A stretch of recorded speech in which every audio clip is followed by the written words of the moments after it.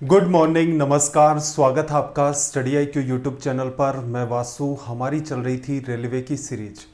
Railway की series का आज हमारा डे 118 है। 90 डेज़ में हमने सिलेबस कंप्लीट कर लिया था। उसके बाद 15 डेज़ में रिवीजन कंप्लीट कर लिया था। उसके बाद हमने स्टार्ट किए थे मॉक टेस्ट। आज हमारा मॉक टेस्ट नंबर 13 है। रेलवे के अंदर जैसे सवाल पूछे गए हैं प्लस रिसेंट में जैसे सवाल आपसे पूछे जा रहे हैं उनके कंपैरिजन में अपने मॉक टेस्ट का लेवल थोड़ा ज़्यादा रहता है, तो इनको ध्यान से देखा करें। कई सारी नई चीज़ें आपको यहाँ पर सीखने को मिलेंगी। कैलकुलेटिव नेचर के सवाल भी इनके अंदर शामिल किए गए हैं, जिससे भविष्य में अगर आप और एग्ज़ाम्स भी देते हैं जैसे SSC हो गया है तो वहाँ भी आपको अच्छी खासी हेल्प मिलेगी। सेशन स्टार्ट करने से पहले ज़रूरी बात, ये आपको दिख रहा है टेलीग्राम पर जाएं, सर्च करें वासु स्टडी IQ। ये अपना टेलीग्राम का चैनल है जहाँ पर आपको क्लासेस के लिंक और क्लासेस के PDF मिलते हैं। नीचे वाला जो पार्ट है आपका Vasu study IQ doubt group, यहाँ आप एग्ज़ाम रिलेटेड अपने डाउट्स पूछ सकते हैं। तो चलिए फिर स्टार्ट करते हैं आज की क्लास का पहला सवाल। देखना ज़रा क्वेश्चन नंबर 1। सवाल को मैं थोड़ा सा जूम कर देता हूँ, आपको प्रॉपर मैनर में दिखाई देने लग जाएगा। देखो इस पर्टिकुलर सवाल के अंदर इसने आपसे क्या कहा। इसने कहा 5 - 8 + 2√15 डिवाइड बाई 4 - 1/8 + 2√15, इसकी वैल्यू क्या होगी ये आपको फाइंड करना है। देखो पहले पार्ट में कोई समस्या नहीं है, दूसरे पार्ट को रेशनलाइज करने की नीड नहीं है, एज इट इज़ ठीक पड़ा हुआ है। तीसरे पार्ट को रेशनलाइज करना पड़ेगा। जब आप रेशनलाइज करेंगे मतलब रेशनलाइजेशन या फिर परिमेयकरण हम लोग ऑलरेडी पढ़ चुके हैं सिलेबस के अंदर। इम्पोर्टेंट पार्ट था, सिंप्लीफिकेशन के अंदर भी इसका अच्छा खासा यूज हो जाता है। तो यहाँ जो तीसरा पार्ट है, जब आप इसे रेशनलाइज करेंगे तो ऊपर नीचे मल्टीप्लाई करेंगे 8 - 2√15, नीचे भी 8 - 2√15। जब भी रेशनलाइज करते हैं तो पैटर्न किसका बनता है, a + b × a - b का नीचे की तरफ। वही बनाते हैं जिससे क्या हम लोग डिनोमिनेटर इजी वे के अंदर ले लें। सोल्व करोगे a + b × a - b को क्या आएगा, a का स्क्वायर - b स्क्वायर। तो नीचे क्या होगा भी, 8 का स्क्वायर 64, 2 का स्क्वायर 4, √15 का 15। 64 में से 60 लेस करोगे नीचे क्या आ जाएगा 4। तो बेटर क्या रहेगा, आपको पता चली गया है कि सवाल कैसे सोल्व होगा। पूरे का एलसीएम ले लो आप। पूरे का आपने एलसीएम ले लिया। एलसीएम यहाँ पर आपके पास आ गया है 4। तीनों को एक साथ ही इन्वॉल्व कर लेते हैं। 4 आ गया, 4 × 5 आपका 20। अब देखना यहां माइनस का साइन था तो -8 माइनस का 2√15, ये जो पार्ट आएगा ये क्या आएगा 8 - 2√15 यहां पर, और माइनस का साइन है तो -8 यहां फिर क्रिएट होगा। -8 -8 माइनस का मैं लिख देता हूं 16। फिर देखना माइनस का 2√15, फिर माइनस का साइन, फिर माइनस का 2√15, वो प्लस का होगा, कैंसिल आउट होकर के 0 बना लेगा। 20 में से 16 चला गया, 4 में 4 का डिवीजन करोगे तो यहाँ से अपना जो रिजल्ट बन के आया है वो आ गया है 1। अगर आपने वो 90 डेज की क्लासेस देख रखी हैं तो मेरे हिसाब से इतना लिख लो, या वर्बली भी इस सवाल को डील किया जा सकता है इजी वे में, इसमें कोई तनाव वाली बात है भी नहीं। क्वेश्चन नंबर 2 की बात कर लेते हैं। अभी तक हमने सीरीज के अंदर जो पैटर्न देखे थे उनमें आपने ऑब्जर्व किया होगा, या तो प्लस के साइन थे या फिर आपके माइनस के साइन थे। यहाँ पर हम लोग एक सीरीज उठा रहे हैं जिसके अंदर क्या है, डिवीजन का साइन। कोई फर्क नहीं पड़ता, डिवीजन का हो, मल्टीप्लाई हो, किसी भी टाइप का साइन हो, आपको पता है कि ऐसे सवाल डील कैसे करते हैं। तो देखना 27 है, फिर डिवीजन है, फिर अंडर रूट में 27 है, फिर से डिवीजन है। इस पूरे के बराबर में हम लोग क्या मान लेते थे कि क्वेश्चन मार्क की जगह जो रिजल्ट आएगा वो हमारा क्या होगा, x, और फाइनली हमें x की ही वैल्यू फाइंड करनी होती थी। अब सोल्व करने की अप्रोच सिंपल सी है भाई, जो पैटर्न फिर से रिपीट होना स्टार्ट हो रहा है, अंडर रूट से नया पैटर्न रिपीट हो रहा है, इनफाइनाइट तक मामला जा रहा है, तो इसी को रिप्लेस कर देते थे। कर दिया। एक बार स्क्वायर करना, जरा स्क्वायर करोगे तो ये आ जाएगा 27। डिवीजन में आपका x, अंडर रूट हट गया, राइट साइड में x², ये x इधर चला जाएगा तो क्या होगा x³। क्यूब रूट कर दोगे तो x की जो वैल्यू है यहाँ से वो निकल के आ जाएगी हमारे पास 3। तो एक आपको तरीका सीखना है कि भविष्य में इस सीरीज में से कोई भी सवाल आपसे पूछ ले, सबसे इम्पोर्टेंट तो प्लस और माइनस वाला पैटर्न था, वो भी आपको सोल्व करके बताया था। एक यूनिवर्सल अप्रोच थी जो हर जगह अप्लाई होती थी, उससे भी हमने देखा था। फिर हमने ये देखा था कुछ सवाल ऐसे होते हैं जिनको आप सीधे सीधे डील कर सकते हैं। चलिए भाई नेक्स्ट क्वेश्चन की बात कर लेते हैं। सवाल नंबर 3 रिमाइंडर थ्योरम या फिर शेषफल प्रमेय का आपके सामने सवाल है। इसने आपसे क्या कहा कि भाई 3 टू दी पावर 243 डिवीजन करना इसमें 54 का। आपको ये सिखाया जा चुका है कि कोशिश करें कि ऊपर और जो नीचे नंबर बन रहा है उसमें डिफरेंस कितने का क्रिएट हो, या तो +1 का या डिफरेंस 1 का होना चाहिए। +1 हो चाहे -1 हो, उससे कोई फर्क नहीं पड़ता, क्योंकि हमें इसके रिमाइंडर थ्योरम के जितने भी कॉन्सेप्ट हैं वो सारे के सारे आते हैं। यहां नीचे वाले को देखो, 3 की पावर 243 है, 3 से काटोगे नीचे 18 है, फिर उसको भी 3 से काट सकते हो 6, उसको भी 3 से काट सकते हो 2। तो आप ऐसा भी लिख सकते थे कि ये जो सवाल है ये क्या है, 3 to the power 3 into 3 to the power 240, multiply में पावर ऐड होती है तो 3 की पावर 243 लिख सकते हो। अपोन में आपके पास कितना है भाई 54। इसे हम सोल्व करेंगे, ये कितना है 27, पूरा पूरा कट जाएगा, नीचे क्या बचेगा 2। अब देखना यहाँ 1 बचा है, 1 में 2 का डिवीजन करोगे रिमाइंडर 1 आएगा, इनटू इस 3 के अंदर जब आप 2 का डिवीजन करेंगे तो रिमाइंडर 1 आएगा, 1 की पावर 241 ही मेंटेन होगा। सवाल का जो फॉर्मेट है वो किस फॉर्मेट में आ गया है अपना 1/2। आपको एक बात सिखाई थी कि जब भी कभी इस सवाल को फाइनली आप सोल्व करेंगे तो जिसका आप डिवीजन कर रहे हैं वो वैल्यू आपको नीचे दिखनी चाहिए, अदरवाइज आपका रिजल्ट गलत हो जाएगा। रीजन भी एक्सप्लेन किए थे।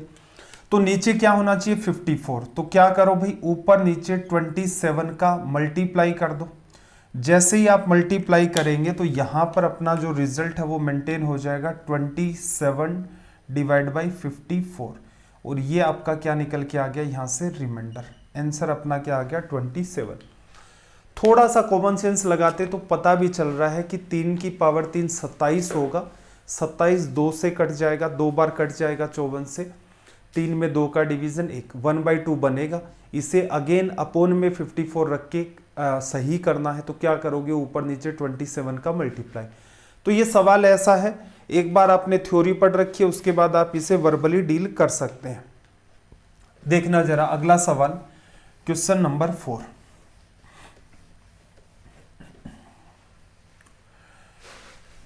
देखो क्वेश्चन नंबर 4 के अंदर एक तरीका अपना ये है कि बिना कोई तनाव लिए अगर हम लोग करना चाहें तो इस सवाल के अंदर वैल्यू पुट करके डील कर सकते हैं, या फिर जितना भी आपको डेटा दे रखा है उसके अंदर एक एक स्टेप को आप सोल्व करें। वैल्यू पुट करना इजी रहता है अमूमन ऐसे सवालों में। तो वैल्यू पुट करते टाइम ध्यान क्या रखना है, ऐसी वैल्यू नहीं पुट करनी है कि जिसकी वजह से आपके 2 ऑप्शन कॉन्ट्राडिक्ट हो। बाई चांस आप लेकर के चल पड़े और 2 ऑप्शन कॉन्ट्राडिक्ट होने भी लग गए, क्योंकि हमेशा ये तो पता नहीं चलेगा कि भाई यही वैल्यू रखेंगे तो बात बन जाएगी, क्योंकि नीचे 4 ऑप्शन हो सकता है उलझे हुए आपको दे दे। तो आप लेकर के चल ही पड़े और 2 ऑप्शन कॉन्ट्राडिक्ट हो गए तो फिर वैल्यू चेंज करो और फिर से आप सवाल को सोल्व करो। तो उन्हीं दोनों पर आपको बात अप्लाई करनी है। यहां वैल्यू हम सोचें तो क्या है बेटर कि थीटा बराबर 45 डिग्री रख लें। तो देखो ऑप्शन ए और डी का तो तनाव नहीं है, 1 और -1 बन रहा है। ऑप्शन बी में cosec theta sec theta √2 into √2 result क्या बनेगा 2। ऑप्शन सी में देखो साइन थीटा इंटू में कोस थीटा 1/√2 इंटू 1/√2, तो यहां से रिजल्ट क्या बनेगा आपका 1/2। 45 डिग्री रखने से कोई भी ऑप्शन आपका कॉन्ट्राडिक्ट नहीं हो रहा है, तो इसे रख के सोल्व कर दें। पहली वैल्यू देखना क्या है साइन थीटा। साइन थीटा की वैल्यू क्या होगी भाई आपकी 1/√2, फिर आपका ब्रैकेट 1 - tan थीटा, 1 - tan 45 तो 1 होता है, ये तो 0 हो गया। सेक स्क्वायर थीटा, सेक 45 कोस 45 1/√2, सेक 45 √2 और स्क्वायर हो रखा है, इसका मतलब यहां पर ऊपर वैल्यू आ गई पूरे में 2। अब देखना जरा नीचे 1 - sin थीटा, तो 1 - 1/√2 ये लिखा। फिर देखना जरा tan थीटा की वैल्यू 1, 1 + tan थीटा की वैल्यू 2, और अगेन देखना जरा सेक थीटा की वैल्यू ये आपकी आ गई √2 और प्लस का 1। थोड़ा सा दिमाग लगाना, अगर मैं इस पूरे का एलसीएम ले लेता यहाँ से तो ये वैल्यू क्या बनती मेरी √2 - 1 अपॉन में √2। अब इसे देखो, इसका मल्टीप्लाई जब आप इस वाले पार्ट से करेंगे, √2 का स्क्वायर माइनस 1 का स्क्वायर, ये तो 1 बन गया, ये 1/√2 है तो ये नीचे भी 1/√2 है, ये कैंसिल आउट हो गया, 2 से आपका 2 कैंसिल आउट हो गया, रिजल्ट 1 आएगा। 1 का मतलब है आपका ऑप्शन ए करेक्ट हो गया, लिखा जा सकता है, कोई तनाव वाली बात नहीं थी, इजी वे में आपका सवाल सोल्व हो गया। नेक्स्ट क्वेश्चन देखना जरा, इसने क्या कहा। इसने आपसे कहा कि इसका आप यूनिट डिजिट या फिर इकाई का अंक ज्ञात करो। यूनिट डिजिट हम लोग पढ़ चुके हैं चैप्टर के अंदर, इकाई का अंक कैसे फाइंड किया जाता है, पावर वाले जो सवाल हैं स्पेशली एग्जाम्स में पूछे जाते हैं।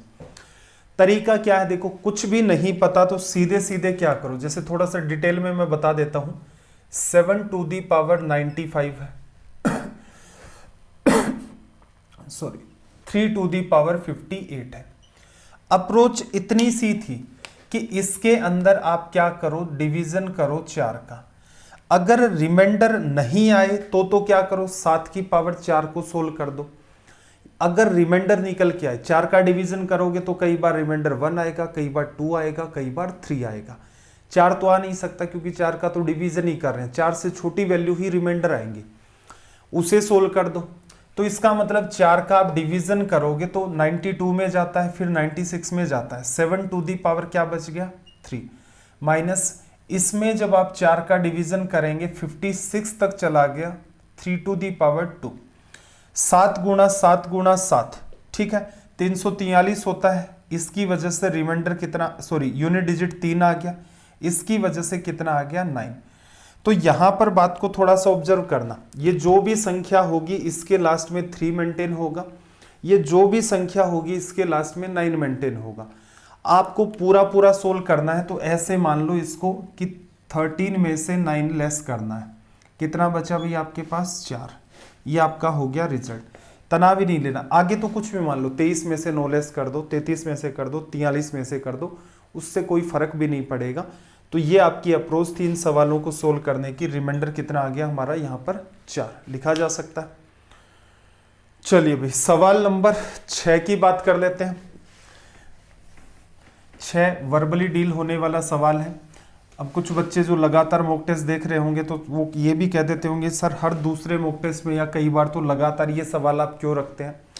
ये इसलिए रखते हैं क्योंकि ये रेलवे के अंदर या और भी जो एग्ज़ाम्स हैं स्टेट लेवल की, मान लो एसएससी में आजकल तो नहीं आता, लेकिन पहले तक ये जो सवाल है बार बार इसी पैटर्न के साथ रिपीट होता था, ठीक है, इसलिए इसको डालते रहते हैं।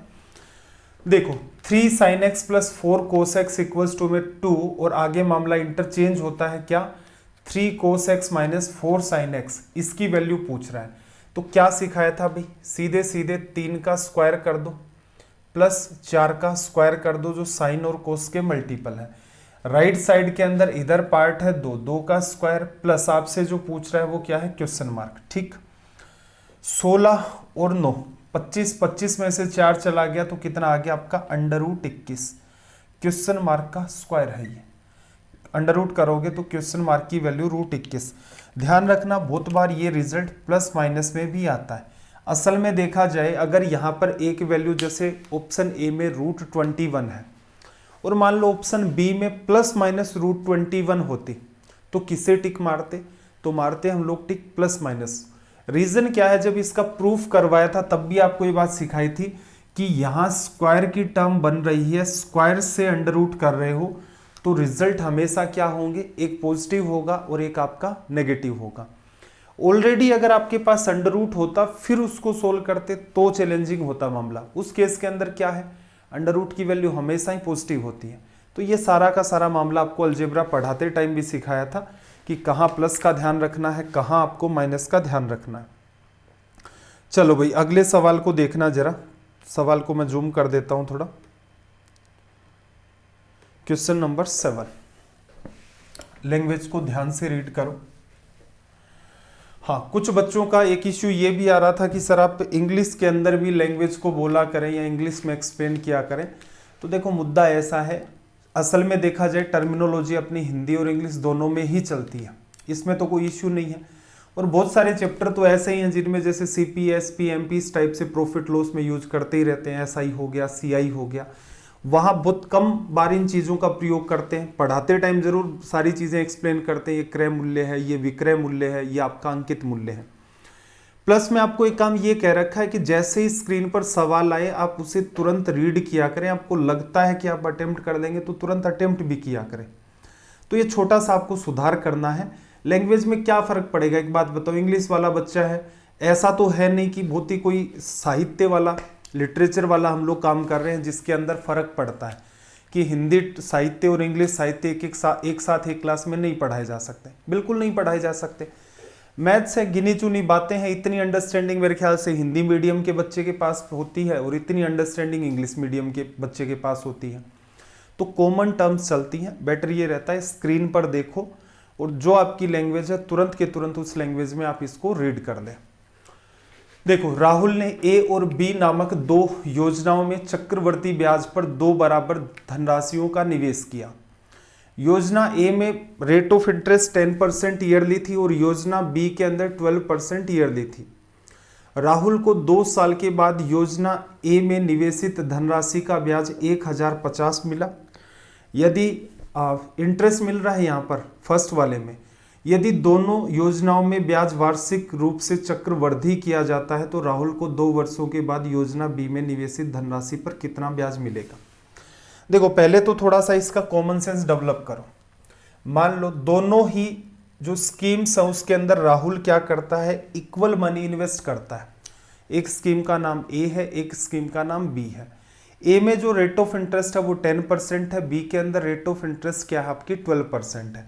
तो हम ये मान लेते हैं कि उसने फर्स्ट स्कीम में 100 रुपए इन्वेस्ट किए और सेकंड स्कीम में भी उसने 100 रुपए इन्वेस्ट किए।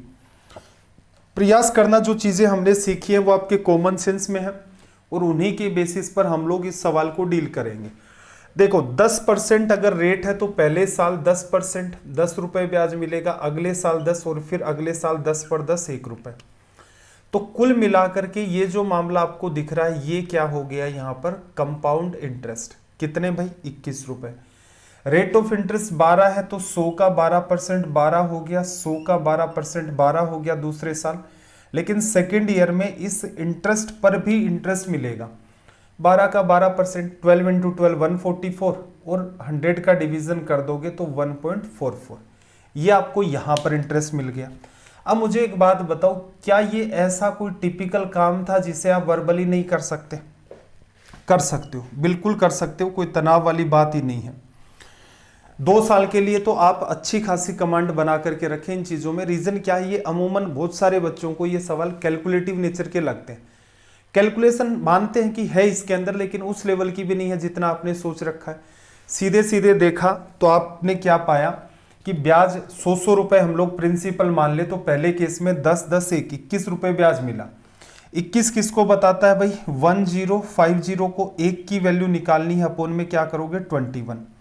ये तो 1 की वैल्यू आ गई। नेक्स्ट जो स्कीम है उसके अंदर ब्याज देखना, 12 12 12 का 12%, 1.44, 24 और 1 25, 25 पॉइंट में 4 4, ये आपके पास आ गया इंटरेस्ट। देखना जरा, इसे कैंसिल आउट करेंगे तो 21 से काटा आपने 5 बार, ठीक है। 5 का मल्टीप्लाई करना है, एक जीरो भी है आपके पास, ये जीरो है, जीरो का मल्टीप्लाई कर दोगे पॉइंट खिसक के यहाँ आ गया। फिर इसको 5 से मल्टीप्लाई करना, तो क्या सिखाया था आपको, ऊपर नीचे जैसे 2 का डिवीजन कर देंगे 10 बन जाएगा, 10 की वजह से पॉइंट हट गया, इसमें 2 का डिवीजन करोगे 12 7 2, 1272 रुपये, ठीक है।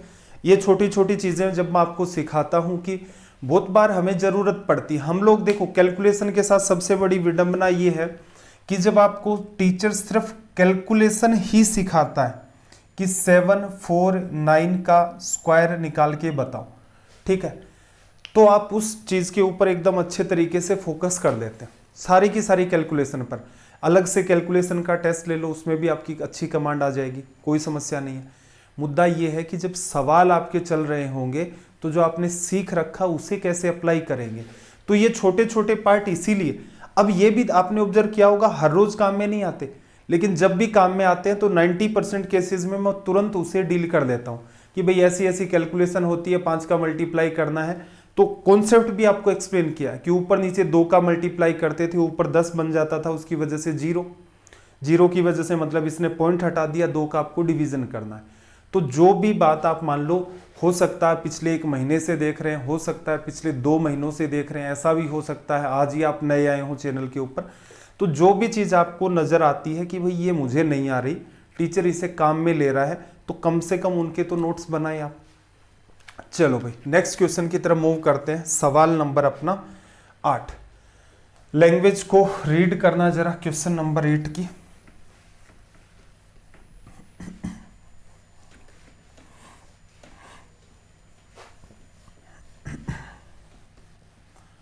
देखो, एक ग्रुप है, एक समूह में व्यक्तियों की औसत आयु 35 वर्ष थी, जो कि सही औसत से 2.5 वर्ष अधिक थी, क्योंकि 29 और 22 के बजाय 38.5 वर्ष और 40 वर्ष के रूप में 2 व्यक्तियों की आयु दर्ज करने में त्रुटि हुई थी, क्रमशः और वर्ष। ठीक है, समूह में व्यक्तियों की संख्या कितनी थी? देखो, असल में देखा जाए तो सवाल में कोई खास दम वाली बात नहीं है।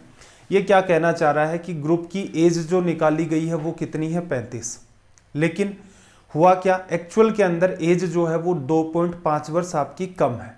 रीजन उसका सिंपल सा इसने ये बताया कि 2 लोगों की एज कितनी थी? 29 और 22। दोनों का एडिशन करोगे तो कितना आएगा? 51। 2 लोगों की एज तो असल में 51 ईयर थी, लेकिन लिख कितना दिया भाई? 40 में 78.5 जोड़ोगे तो 78.5 ईयर। ये इन्होंने लिख दी और ये इनको लिखनी चाहिए थी। इसका मतलब इनके बीच का कुछ डिफरेंस होगा। बीच का डिफरेंस कितना है भाई? लेस करना जरा, 0.5, ये आपका 7 और 2 ही आ गया ना। ठीक है, इनके बीच का जो डिफरेंस है वो कितना मेंटेन है यहाँ पर? 27.5। ये नहीं होना चाहिए था। ये सेम टू सेम वैसे ही सवाल है जैसे हमने एवरेज के अंदर पढ़े थे। इस सवाल की लैंग्वेज को अगर आप देखते हो तो ये हल्की सी आपको देखने में टिपिकल लग सकती है। ठीक है, और बेसिक क्लियर है तो कोई समस्या ही नहीं है। देखो हुआ क्या, उन 2 लोगों की एज कितनी थी? 51। ठीक है, और इसने क्या किया, उन दोनों की एज मान ली 78.5, ज्यादा लिख दिया। कितना ज्यादा लिख दिया? 27.5 लिख दिया। तो इसका मतलब इसको हटा दो, इसको भूल जाओ। क्या किया आपने? ग्रुप में से 27.5 साल एज है वो कम हो गई, और ऐसा होने पर जो असल के अंदर एवरेज है वो निकल के आएगा। एक्चुअल एवरेज कितना है आपका? 32.5। दे कितना रखा आपको? 35। पहली ही लाइन में उसने कह रखा है कि असल में देखा जाए इसने जो निकाला है वो 35 ईयर है, और जो ओरिजिनल था वो इससे कितना कम था? 2.5। इसका मतलब जैसे ही आप ओरिजिनल पर जा रहे हो तो हर एक बच्चे की एज है वो 2.5 ईयर कम हो रही है। तो कितने बच्चों की वजह से 27.5 कम होगी? तो 2.5 का आप कर दो इसमें डिवीजन। ये इससे कट गया, 4 4 8 और 3 11। ये आपका रिजल्ट आ गया कि ग्रुप में कितने बच्चे हैं? 11। अगर एवरेज नहीं पढ़ रखा है आपने, जैसा आपको पढ़ाया था सवाल में, मुझे नहीं लगता कि 50-60% बातें समझ आ गई होंगी, बाकी चीज़ें ऊपर से चली गई होंगी। तो अभी भी आपके पास टाइम है, पूरा प्रयास करें। देखो, एक इंपॉर्टेंट पैटर्न, इसे भी मेरे ख्याल से मॉक टेस्ट में ही हम लोग 2 या 3 बार डिस्कस कर चुके हैं, इसका प्रूफ भी करवाया जा चुका है। क्या कहा भाई? Sec theta plus tan theta P है, तो हम लोग sec theta minus tan theta की वैल्यू 1/p मानते थे। उसका रीजन भी बताया था आपको, ऐसा क्यों करते हैं, और किससे निकला था? 1 + tan² = में सेक स्क्वायर का जो छोटा सा फॉर्मूला था उसी से। इसका मतलब ये सिंपल सी बात है, ये आपने पढ़ भी रखी है। अब मुझे एक बात बताओ, जो सवाल है इसके अंदर एक तो आपके पास वैल्यू p है और एक आपके पास वैल्यू 1/p है। p आपको दे रखी है, 1/p आपको अज्यूम करनी होती थी। रीजन आपको पता है क्यों करते थे। और फिर जब हम लोग सेक थीटा निकालते थे तो क्या निकल के आता था? 1/2p + 1/p, ये आता था। और जब हम लोग टेन थीटा यहां से निकालते थे तो क्या लिखते थे? 1/2p - 1/p। रीजन मैं फिर से एक्सप्लेन नहीं कर रहा हूं, ये सारी की सारी दास्तां आपको इवन दो मॉक टेस्ट के अंदर भी कवर करवाई जा चुकी है।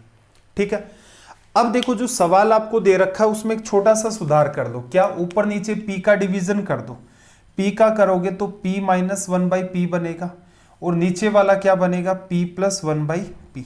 ठीक है, बन गया। अगर मैं यहां पर एक बात बताऊं 1/2 इधर लिख दूं और 1/2 इधर लिख दूं, कोई फर्क पड़ेगा? कोई फर्क नहीं पड़ना। अब यहां से स्थिति क्लियर हो जाती है कि ये जो वैल्यू है ये पूरी की पूरी किसकी है, टेन थीटा की, और नीचे वाली जो वैल्यू है वो आपकी किसकी है, सेक थीटा की। ये साइन अपॉन कोस है, कोस सेक से 1 बना लेगा तो पूरे का रिजल्ट यहां से क्या निकल के आएगा, साइन थीटा। अब तक तो मेरे ख्याल से कई बच्चों के सवाल भी रट गया होगा कि असल में ये क्या सवाल है। ठीक है, इंपॉर्टेंट क्या है, इंपॉर्टेंट है इस सवाल की एक्सप्लेनेशन जो पीछे के मॉक टेस्ट में 2 या 3 बार की जा चुकी है। यहां पर मैंने फिर से डिटेल में नहीं एक्सप्लेन किया कि ऐसा क्यों है।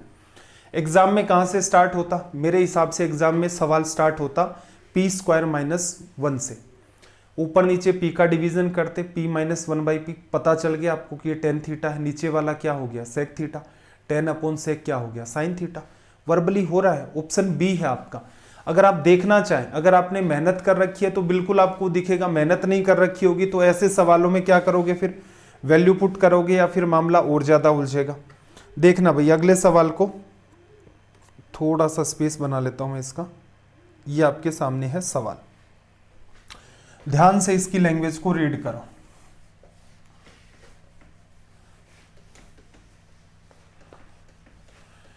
देखो इस सवाल में इसने क्या कहा, √69 + 2√7। एक तो आपको ये बात कही थी है कि ऐसे सवालों के पूछने के जो लॉजिक है वो स्पेसिफिक ही है। √69 है, प्लस 2 को अंदर लेकर जाएंगे 4 होगा, तो √28। दोनों अंडर रूट वैल्यूज का जो सम है वो कितना आ रहा है भाई, 60 70 80, 80 9 8 17 97 लिखा जा सकता है। चलो अगले में देखना जरा, अगले में आपके पास अंडर रूट 61 है, वो 6 को भी क्या लिख ले हम लोग, रूट का 36। अगेन देखना दोनों का सम क्या बन रहा है, 97। फिर अगले सवाल में देखो 5 को अंदर ले जाओ, 75 बन गया, 25 इंटू में 3, और ये कितना आपका 22 लिखा जा सकता है। उससे अगला पार्ट इसने एज इट इज ही आपको दे रखा है 58 प्लस रूट का 39 लिखा जा सकता है। चलो ये सारा का सारा, इसमें आपको वैसे भी कोई तनाव लेने की नीड नहीं थी कि वो रखता ही ऐसे फॉर्मेट में है। अगर आपकी वैल्यूज बड़ी हो रखी हैं तो बिल्कुल वो यहीं से सवाल उठाता है। इसके अंदर 2 कैटेगरी थी, एक में प्लस का साइन चलता था, एक कैटेगरी ऐसी थी जिसके अंदर माइनस का साइन चलता था। ठीक है, दोनों ही आपको पढ़ाते टाइम एक्सप्लेन की थी कि सर्ड्स और इंडिसेस में कंपैरिजन के सवाल कैसे आते हैं। एक छोटा सा लॉजिक भी बताया था कि जैसे 3 आपका 2 से बड़ा है तो 3 का स्क्वायर 2 के स्क्वायर से बड़ा होगा, मस्ट है।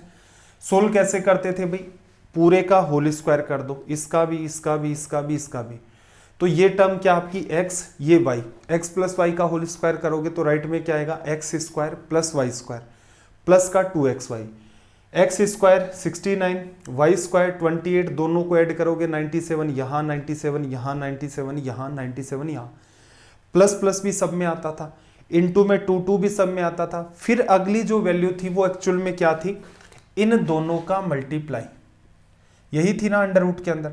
आपको क्या सिखाया था कि रिजल्ट मैक्सिमम कब आता था, जब इनके बीच का डिफरेंस जो है, डिफरेंस अगर आपके बीच जो चलेगा इनका इनका इनका इनका इनका वो मिनिमम होगा, तब रिजल्ट मैक्सिमम।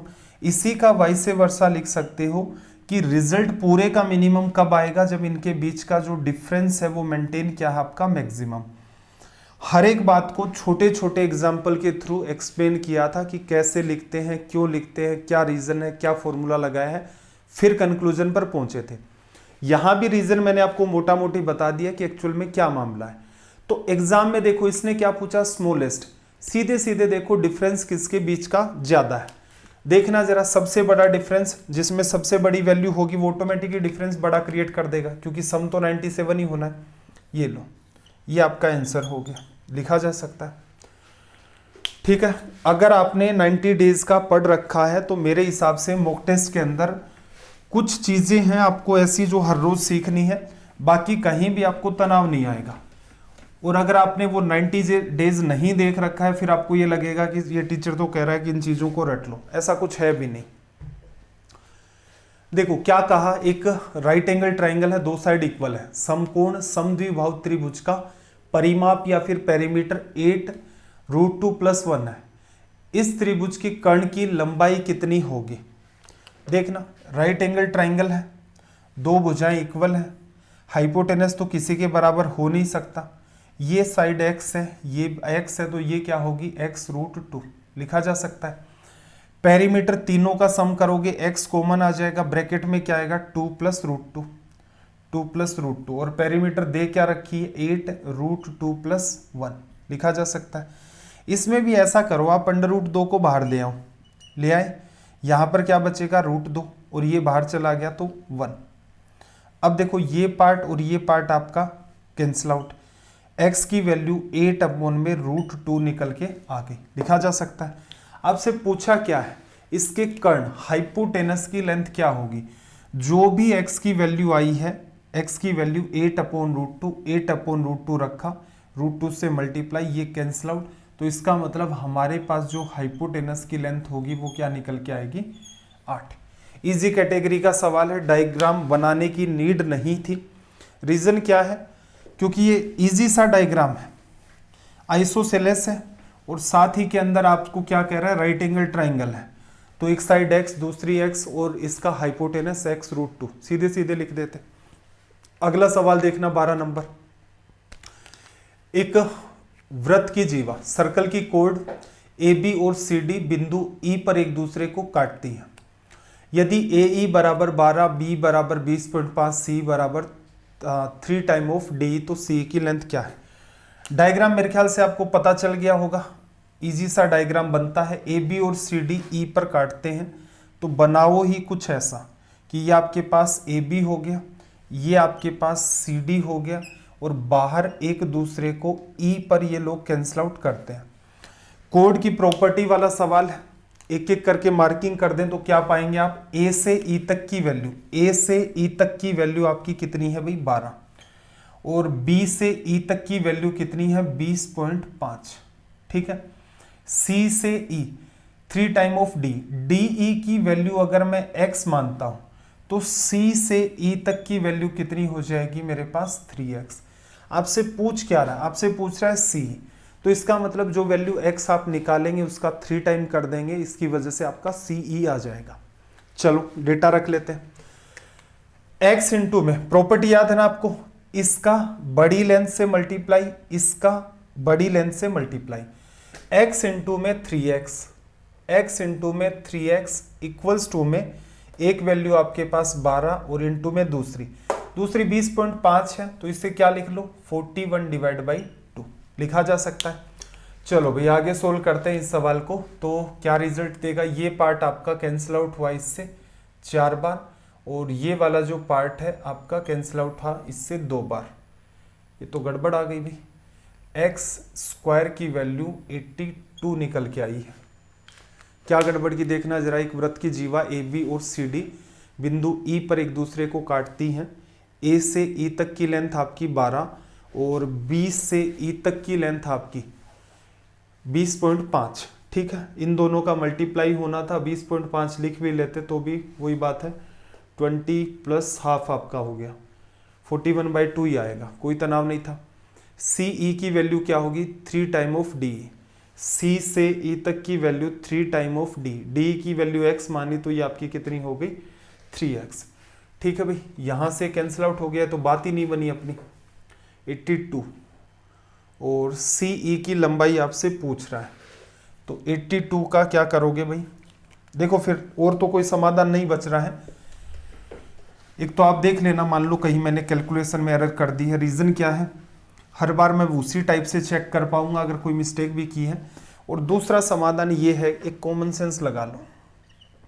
अगर एक हमें मान लो कि एग्जामिनर ये कहता है कि नहीं यही करेक्ट है, तो इसका क्या समाधान होगा, देखना अंडर रूट करोगे तो x की वैल्यू क्या होगी, लगभग 9 होगी, 9 से छोटी होगी या बड़ी होगी।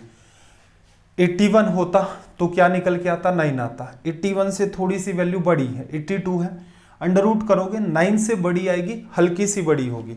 C से E तक की जो वैल्यू है वो क्या है 3x, तो इसका मतलब 3x निकालोगे 27, ये वैल्यू कैसी होगी 27 से हल्की सी बड़ी होगी आपकी, ठीक है भाई। ऐसा कोई ऑप्शन तो है नहीं, मेरे हिसाब से इसका ऑप्शन ये करेक्ट आना चाहिए, क्योंकि आप 28.5 तक भी नहीं पहुंच पाओगे, ऐसी वैल्यू भी नहीं आएगी। देख लेना अगर कोई मिस्टेक कर रखी हो, लॉजिक आपको पता है कि कैसे इसे डील करना है। देखो भाई एक इंपॉर्टेंट सवाल फिर से, क्वेश्चन को देखना जरा, क्या कहा है इसने। x plus y plus z की वैल्यू 3 है, x square plus Y square plus z square की वैल्यू 101 है, आपसे ये पूछा। अब देखो इतने दिन हो गए हमें इन पर काम करते हुए, हर दूसरे या लगातार मॉक टेस्ट में मैं ऐसे सवाल शामिल कर रहा हूं। X cube plus y cube plus z cube minus 3xyz क्या होता है आपका, x plus y plus z, कितना आ गया भाई 3। फिर क्या लिखते हो, x square plus Y square plus z square दे रखा है 101, माइनस क्या लिखते हो, फिर इसके अंदर माइनस लिखते हो x y y z z x, minus लिखते हो आप x y y z z x, वो तो आपके पास है ही नहीं, कैसे निकाले। सिंपल सा तरीका है, x plus y plus z का होल स्क्वायर कर दो, x plus y plus z का होल स्क्वायर कर दो, क्या आएगा, x square plus Y square plus z square आएगा। चलो इतना तो ऊपर से चला जाएगा, थोड़ा सा देखना। X plus y plus z का होल स्क्वायर क्या सिखाया था, x square plus Y square plus z square, इसको हटा देता हूं मैं, ये सिखाया था आपको। और फिर आगे क्या आता था, twice of x y plus y z plus का आपके पास जेड एक्स। ये वो पार्ट हैं जिनके ऊपर हमने खोल खोल करके काम कर लिया था। अब बात को अंडरस्टैंड करना, देखो x plus y plus z, इसका होल स्क्वायर करोगे तो 3 का स्क्वायर 9 आ गया, राइट साइड में कितना आएगा भाई 101, प्लस 2 इंटू में यहाँ पर यही तो वैल्यू आनी है, कौन से वाली। अगर मैं इस वैल्यू को ऐसे लिखूं तो ये वैल्यू मेरी ऐसे ही तो लिखी जाएगी। अगर मैं यहाँ x लिखता हूं तो इसे क्या लिखेंगे, 2 इंटू में ये वाली ब्रैकेट की वैल्यू x। क्यों, ये फॉर्मूले का पार्ट है, इसे मैं लिखकर सोल्व करवा रहा हूँ। और आपसे उम्मीद ये कर रहा हूँ कि अगर भविष्य में ये सवाल आता है तो एग्जाम हॉल में आपको फॉर्मूला लिखने की नीड ना हो। अगर आप फॉर्मूला लिखते हैं तो इसका मतलब आपका एक मोटा मोटा टाइम 15 से 20 सेकंड उस फॉर्मूले को लिखने में चला जाएगा। लेस कर दिया 92 में 2 का डिवीजन करोगे तो माइनस का ये कितना आ जाएगा, माइनस का 46 बराबर ये वाला पार्ट। तो यहां माइनस 46 करोगे तो माइनस माइनस क्या आ जाएगा, प्लस। इसका आपको करना है अंडर रूट। देखना जरा, 147 3 गुणा में 147, क्या कर लें, गुणा कर लो, 7 3 21 42 43 44, 441 किसका होता है भाई, 21 का। ये आपका रिजल्ट आ गया। मैं आपसे ये उम्मीद करता हूं कि ये काम तो आपको बिल्कुल भी नहीं करना था। एग्जाम हॉल में अगर ये काम करेंगे तो एक बात बताओ, उससे पहले हमने क्या टारगेट लिए हैं ऐसे कि अलजेब्रा पढ़नी है, 5 या 6 फॉर्मूले बार बार मैं आपको कहता हूं, उन पर इधर उधर लेफ्ट राइट ऊपर नीचे हर टाइप की कमांड बना लो। एक बार कमांड क्रिएट हो गई तो फिर ये सवाल आपको खुद से ही नकली लगने लग जाएंगे। अब यहाँ पर कई बच्चे सोचते हैं कि सर वैल्यू पुट करके कर लो भाई, कोई तनाव नहीं है। जेड को 0 करोगे, एक्स प्लस वाई बराबर 3 और x square plus Y square आपका 101, ठीक है। कोई एक्स और वाई की वैल्यू मिले तो बात बन जाएगी, अगर नहीं मिले कोई वैल्यू तो इसका मतलब अगेन जो सवाल पूछा गया है आपको अंडर रूट निकालना पड़ेगा। जेड तो आपने 0 कर दिया, under root x cube plus y cube, वो भी एक फॉर्मूला ही है। तो इसका मतलब घूम फिर के आपको फॉर्मूला तो ध्यान रखना है अगर आप सवाल को काफी फास्ट स्पीड से करना चाहते हैं। नेक्स्ट क्वेश्चन को देखना भाई, लैंग्वेज रीड करो जल्दी से।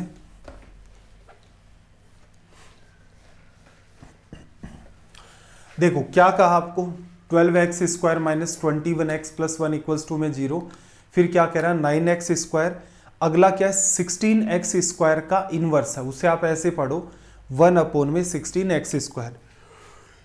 आपको पता तो चली गया 7 पैटर्न का पार्ट है, 7 पैटर्न में हर बात को हमने डिटेल में समझा था।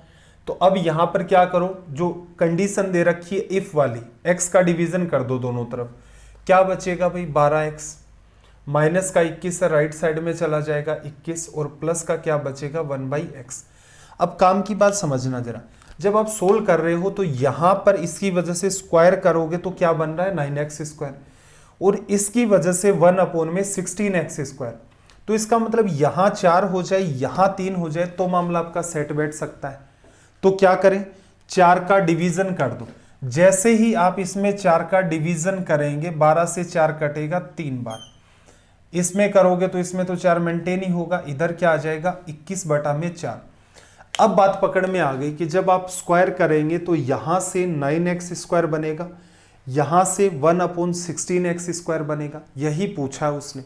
सोल्व कर दे राइट वाला पार्ट। ये किसकी वैल्यू है, a की। स्क्वायर करोगे तो 21 का स्क्वायर 441 अपोन में 16, a² - 2 होता था। कब, जब x और 1/x का कोई मल्टीपल नहीं था। लेकिन यहां पर तो x का मल्टीपल ये है, 1/x का मल्टीपल ये है। इसे आप एज इट इज लिख दें।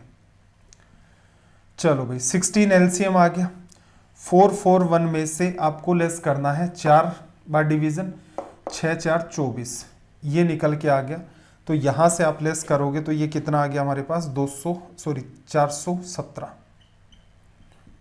अपोन में 16।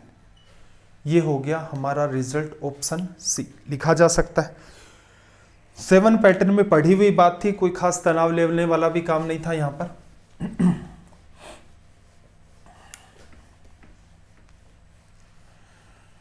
देखना नेक्स्ट क्वेश्चन में क्या कहा कि x रुपए का योग a b c और d के बीच 1/2 रेशियो 1/5 रेशियो 1/6 रेशियो 1/9 के रेशियो में डिवाइड किया गया था।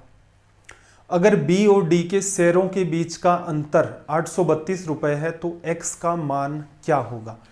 देखो ये जो रेशियो दे रखा है, एक तो भली बात इसकी एक सीक्वेंस में ही है a b c d। तो एग्जाम में एक आदत आपको ऐसी भी डालनी है कि फिर से क्यों ABCD लिखें, जो भी रेशियो बनेगा वो एक सीक्वेंस में चलेगा। दूसरी समस्या क्या है, रेशियो ठीक है 1/2 1/5 1/6 1/9 से कर दो, कोई समस्या नहीं है। बस चैलेंज ये है कि ये जो वैल्यू दे रखी है इसमें आप इजी वे में डील नहीं कर पाएंगे।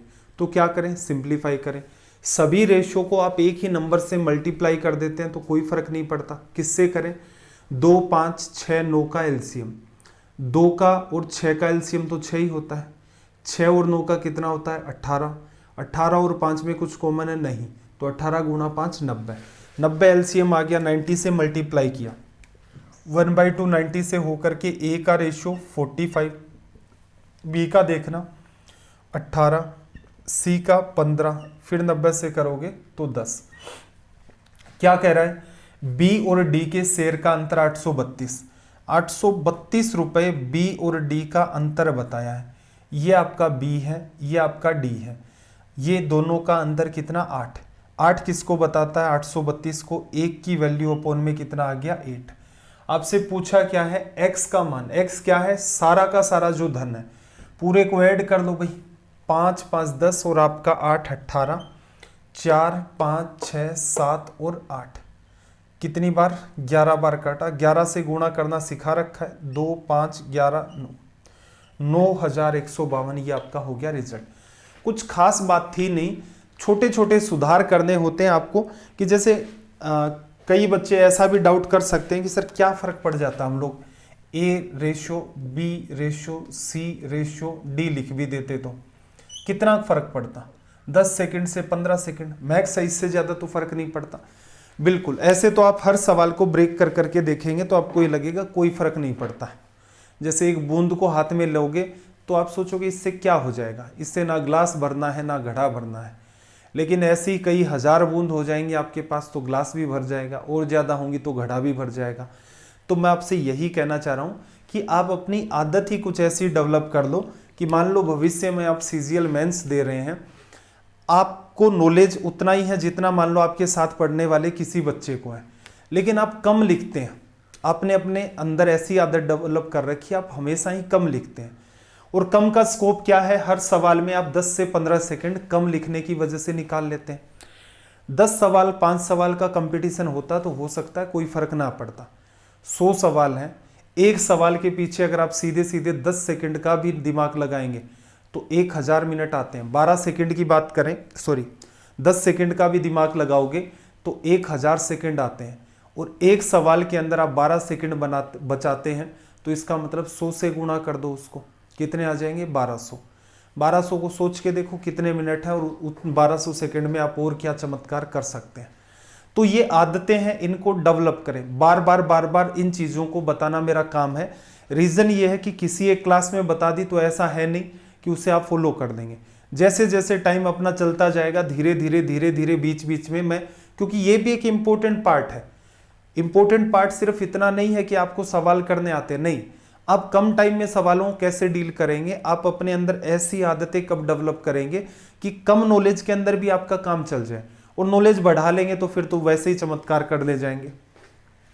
16 नंबर का देखना भाई, समषटभुज रेगुलर हेक्सागन तो वैसे एसएससी वाले पार्ट में तो पढ़ लिया था, कोई तनाव भी नहीं था, और आपको होमवर्क भी दिया था कि आपको रेगुलर पॉलीगन पढ़ना है। कोऑर्डिनेट ज्योमेट्री की पहली 2 क्लासेस या फिर 3 पढ़ सकते हो, बहुत अच्छी बात है।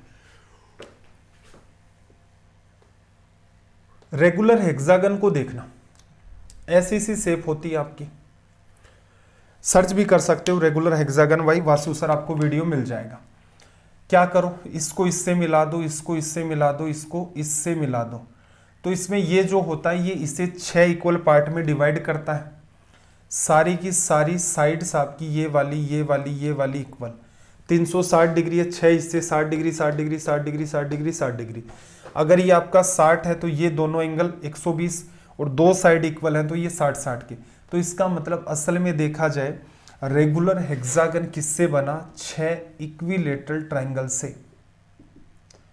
अगर इसकी साइड ए है तो ये 6 इक्विलेटरल ट्रायंगल से बनता है। अब मुझे एक बात बताओ, अब रेगुलर हेक्सागन में पढ़ने लायक और क्या बचा रेलवे के हिसाब से, कुछ खास बात नहीं है। 6 इक्विलेटरल ट्रायंगल से बनता है, और जो साइड इक्विलेटरल ट्रायंगल की होती है वही रेगुलर हेक्सागन समषटभुज की होती है।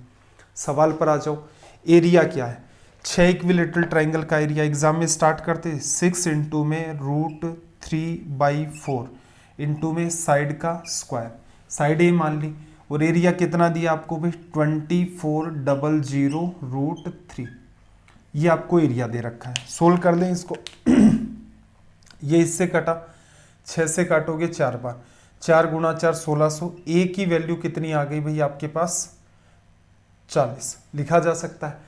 अब क्या कह रहा है कि 16.80 रुपए प्रति मीटर की दर से खेत के चारों ओर बाड़ लगाने की लागत कितनी है। पेरीमीटर साइड आपके पास आ गई 40। अब एक सिंपल सी बात बताना, साइड 40 है, 6 साइड से बनता है, तो 6 गुणा में 40 तो क्या हो गई इसकी पेरीमीटर। 1 मीटर का खर्चा कितना है 16.80, 16 प्लस 0.80 रुपए, 0.80 को क्या लिख सकते हो 8/10, 4/5, तो आपका मन करे वैसा लिख लो। देखो 16.8 को आप लिख सकते हो 16 प्लस 0.8 को 8/10, या फिर इसको लिखे तो 4/5, ठीक है। 16×5 80 और 4 आपका 84/5, ये पार्ट आपको सोल्व करना है। 5 से काटा आपने 8 बार, 8 6 48 की वजह से 8 4 32 की वजह से 2। देखो यूनिट डिजिट की वजह से अपना आंसर निकल के आ गया ऑप्शन सी। अगर किसी 2 नंबर के आपको ऐसा लगता है यूनिट डिजिट सेम है, अगर नहीं है तो बढ़िया बात है, आपको आगे डील ही नहीं करना लेकिन अगर 2 ऑप्शन के यूनिट डिजिट इक्वल हैं तो एक समाधान आपके पास ये है कि इसका इससे गुणा कर दो, बचे हुए पार्ट का इसके साथ गुणा कर दो। रिमाइंडर थ्योरम का भी सारा लगा सकते हो, या ऐसा भी दिमाग लगा सकते हो कि जो रिजल्ट आएगा वो 8 से डिविजिबल होगा। ये बात भी मैं आपको बीच बीच में सिखाता रहता हूँ, ये कुछ भी नहीं लिखना था, ये थ्योरी का पार्ट है छोटा सा आपका कि रेगुलर हेक्सागन का एरिया कैसे निकाला जाता है। चलो भाई सवाल नंबर 17 की बात कर लेते हैं। क्वेश्चन नंबर 17, लैंग्वेज को रीड करना।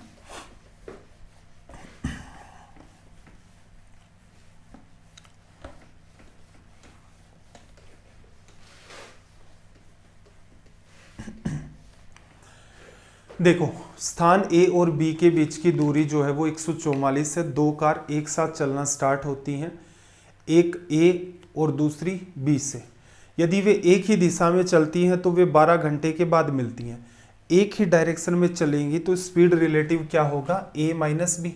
एक की स्पीड x है, एक की y है, तो स्पीड क्या होगा, डिस्टेंस 144 अपॉन में 12, कितनी आ गई भाई 12 किलोमीटर प्रति घंटा। लेकिन ये एक दूसरे की ओर चलना स्टार्ट करती हैं तो 9/8 आवर्स के बाद मिल जाती है। एक दूसरे की तरफ में स्पीड क्या होगी, ऐड होगी, x प्लस वाई। अगेन वही काम आपका 144 किलोमीटर, डिस्टेंस अपॉन में टाइम 9/8 लिखा जा सकता है। अब क्या कह रहा है, तेज गति से चलती हुई कार की गति आपको निकालनी है। फास्ट कौन सा है भाई, जाहिर सी बात है x में से y को लेस किया है तो इसका मतलब x की वैल्यू बड़ी है। दोनों को आप ऐड कर दें, ऐड करोगे तो 2x आ गया बराबर, यहां से देखना 9 एक बार, 5 बचा, 9 6 54, ठीक है, लिखा जा सकता है। 2 का भी अगर आप डिवीजन करते, देखो दोनों को ऐड करोगे तो यहाँ 12 + 16 × 8 आता। 2 का डिवीजन करते इसमें भी करना होता आपको 6, इसमें करना होता आपको 8, 8 8 64 और 6 आपका कितना आ गया 70। जरूरी नहीं था कि आप पूरा का पूरा ही लिखते, उसी से आपका काम चलता, आसानी से आप इसे भी डील कर सकते थे। अगला सवाल देखना भाई, ट्रिग्नोमेट्री पढ़ाते टाइम आपको एक टेबल बनवाई थी, याद है या भूल गए? और आपको ये कहा था कि इस टेबल को अच्छे से याद कर लेना। रीजन क्या है, एग्जाम हॉल में जो सवाल आप देखोगे या तो आप उनको फिर एग्जाम हॉल में बैठ करके प्रूफ करना स्टार्ट करो कि ये वाला सवाल है, यहाँ पर क्या फॉर्मूला लगाऊं, कैसे डील करूं। एक सिंपल सटीक अप्रोच ये है कि वो जो टेबल वाला काम है वो पहले ही कर दो। और उसमें आपको एक बात कही थी कि a + b 90 डिग्री है, उनके लिए केसेस बनते थे, sine cos tan cot sec cosec, tan A tan B बराबर 1, कोट ए कोट बी बराबर 1, टेन ए बराबर कोट बी, कोट ए बराबर टेन बी, ये रिजल्ट था। Sine square theta plus cos square theta, तो साइन स्क्वायर ए plus cos square ए, ये ना हो करके, हाँ डिफरेंट था रिजल्ट। साइन की वजह से साइन स्क्वायर ए प्लस साइन स्क्वायर बी 1, ए प्लस बी 90, ऐसे ही कोस स्क्वायर ए प्लस कोस स्क्वायर बी बराबर बी 1, साइन ए बराबर कोस बी या फिर कोस ए बराबर साइन बी, ये पैटर्न था। इन्हीं की वजह से साइन ए इंटू में सेक बी बराबर 1 था, इन्हीं की वजह से कोस ए इंटू में कोसेक बी आपका 1 था। ये कई सारे रिजल्ट थे, 90 डिग्री कॉम्प्लीमेंट्री केस के अंदर इन चीज़ों को डील करते थे। अगर आपने ये पढ़ रखे हैं तो फिर इन सवालों में कोई दमखम नहीं है। जैसे कोस 9 और साइन 81, तो मैं क्या करूं, कोस ए को क्या लिख लूं, दोनों ही देखो, इफ a + b = में 90 डिग्री, तो आप लिख सकते हैं साइन a बराबर कोस b। अगर साइन 9 डिग्री है तो आप कोस 81 लिख सकते हैं, कोस 81 डिग्री है तो आप साइन 9 डिग्री लिख सकते हैं। कोस 9 डिग्री है तो इसकी जगह क्या लिख दूं मैं, साइन 81। तो मेरा जो पार्ट है एग्जाम वाला देखना, हालांकि लिखने की यहाँ नीड थी नहीं, 2 साइन 81 डिग्री, फिर देखना सेक 9 डिग्री और कोसेक 81, इसको भी मैं लिख लेता हूँ 2 कोसेक 81 डिग्री, अपोन में 2 साइन स्क्वायर ए साइन स्क्वायर भी, ये तो 1 बन गया, 2 कॉमन आ गया, नीचे क्या बन गया आपका 2 + 1 3, ये पार्ट इससे कट गया, रिजल्ट कितना आ गया 4/3। अगर आपने वो पढ़ रखा है तो आपको लगा होगा यार ये तो नकली सवाल है, ठीक है, क्या विचार आ रहे हैं वो बता रहा हूँ। ट्रिग्नोमेट्री हमने रेलवे के लिए पढ़ी है, अगर आपने भी उसको पढ़ रखा और ये जो काम दिया था टेबल वाला ये कर रखा है, बिल्कुल ये सवाल आपको एकदम नकली लगेगा। अगर आपने नहीं पढ़ रखा तो फिर आपको तनाव आएगा कि यार ये क्या सवाल आ गया, कैसे सोल्व होगा एग्जाम के अंदर, और जो एक्सप्लेनेशन किया है उसका तो समझने का फिर सवाल ही नहीं बनता है। चलो भाई नेक्स्ट क्वेश्चन की तरफ मूव करते हैं।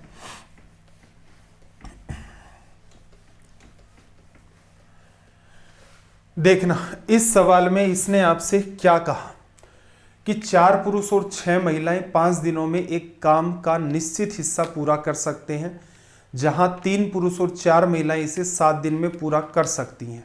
तो एक तो रिलेशन आदमी और औरत के बीच आ जाएगा। क्या कहा इसने, 4 आदमी हैं, एक आदमी की इफिशियंसी m, 4 की 4m, 6 महिलाएं हैं, 6 आपके पास वुमेन है, सभी की इफिशियंसी ये हो गई। इफिशियंसी को टाइम से गुणा करते हो, 5 टाइम है, तो इसका मतलब इन्होंने जो काम किया है वो आ गया। फिर क्या कह रहा है कि 3 पुरुष और 4 महिलाएं इसे 7 दिन में, तो आपके पास क्या है, 3 तो आदमी है 3m और 4 महिलाएं हैं, और ये लोग कितने दिन में करते हैं भाई, गुणा कर दो, ये लोग करते हैं 7 दिन में, ठीक है, पूरा करते हैं। यहां इसको सोल्व करोगे आदमी और औरत की इफिशियंसी आएगी। फिर क्या कहा, 5 दिनों में 2.5 टाइम्स काम, 2.5 गुना काम करने के लिए कितने पुरुष 25 महिलाओं की सहायता करते हैं। चलो पहले तो इफिशियंसी निकालते हैं। सोल्व करने का तरीका देखना, 5 4 20m, 3 और 7 21m, तो राइट साइड में चला जाएगा m। फिर देखो 6 5 30, 7 4 28, ट्वाइस ऑफ w। इसके मल्टीप्लाई में कुछ नहीं है, 1 मान लिया। औरत की क्षमता ये इधर, आदमी की क्षमता ये इधर, बार बार इसे काम में ही लेते हैं। अब इसने क्या कहा कि 2.5 गुना काम, तो क्या करो, ये वाला ले लो या ये वाला ले लो, 2.5 गुना लेना है। लेकिन पहले तो ये देखना जरा, आदमी की क्षमता 2, औरत की 1, 4 आदमी, 4 गुना 2 8, 6 गुना 1 8 और 6 14, सबकी इफिशियंसी 14, इनटू में 5 डेज। ये तो क्या था आपका पुराने वाला काम, ठीक है। इसका 5/2 टाइम्स, इतना काम अब करना है। किसे करना है वो देखो जरा, ये करना है 25 महिलाएं, एक महिला की क्षमता 25, आदमी x है, एक आदमी की क्षमता 2 है, तो टोटल इफिशियंसी 2x, ठीक है। कितने दिन में करते हैं भाई, 5 दिन में करते हैं। तो यहां पर आप देखोगे आपने इफिशियंसी निकाल ली, उसके बाद तो सारा का सारा मामला ही नकली चल रहा है। जस्ट इसे सोल्व करना है। ये वाला पार्ट आपका इससे कट गया, इसको इससे काटोगे 7 बार, 7 5 35 में से 25 चला गया 10, और 2x बराबर 10 है, तो x की वैल्यू यहां से क्या निकल के आ जाएगी आपके पास 5। ऑप्शन डी आपका करेक्ट रिजल्ट हो गया। चलो भाई सवाल नंबर 20 देखना।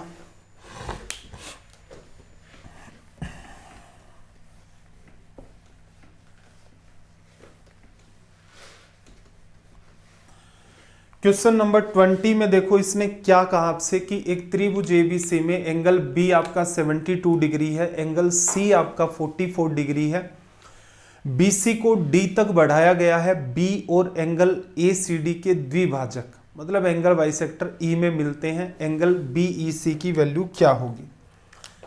देखना जरा यहां से क्या है, एक ट्राइंगल है आपके पास एबीसी, ये ले लिया हमने ट्राइंगल ए बी और सी। फिर इसने क्या कहा, एंगल बी की वैल्यू 72 डिग्री, सी की वैल्यू 44 डिग्री, ठीक है। फिर बीसी को डी तक बढ़ाया जाता है, बीसी को कहीं यहां तक बढ़ा ले, ये हो गया डी। एंगल बी ये वाला है, और एंगल एसीडी, एसीडी कौन सा आपका एसीडी, एंगल एसीडी आपका ये है, और इनके दो हिस्सों में डिवाइड करने वाले, इसको भी डिवाइड किया, इसको भी डिवाइड किया, ई पर मिलते हैं, इसकी वैल्यू पूछ रहा है। देखो जब एसएससी के लिए पढ़ते हैं तो उसमें तो interior angle bisector, exterior angle bisector, interior and exterior angle bisector के अंदर ये बात आती है, और interior angle bisector and perpendicular 4 common case होते हैं जिनको डिस्कस किया जाता है। तो यहां पर काम की बात देखना, उसमें तो हम लोग जब ये पढ़ लेंगे तो आप पाएंगे क्या पढ़ेंगे हम लोग, 72 और 44 कितना आ गया 116, 116 के बाद एंगल कितना बचा भाई आपके पास 64, 64 का आधा 32 डिग्री। ये रिजल्ट आएगा कब, जब हम लोग एसएससी के लिए पढ़ेंगे। अभी के लिए इन सवालों को क्यों उठा रहा हूं, जरूरी नहीं है एक सवाल को सोल्व करने की एक ही अप्रोच हो, आपके पास जो नॉलेज है उससे भी आप काम चला सकते हैं और धूमधाम से चला सकते हैं। तो वही काम हमें यहां पर चलाना है। देखना जरा, एंगल बाइसेक्टर है, 2 हिस्सों में डिवाइड करेगा, ये एंगल कितना 36 और ये भी कितना 36, 44 है। इधर वाला एंगल भी 2 हिस्सों में डिवाइड होगा, ये 44 है, तो बचा हुआ एंगल आपके पास कितना हो गया भाई 136 डिग्री का।